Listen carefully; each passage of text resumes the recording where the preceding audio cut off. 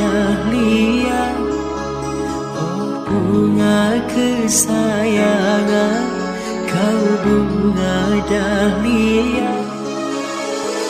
Bunga nan cantik menawan menjadi sebutan.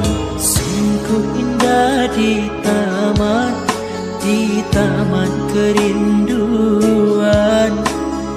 Banyak bunga nan molek, tak semolek dahlia.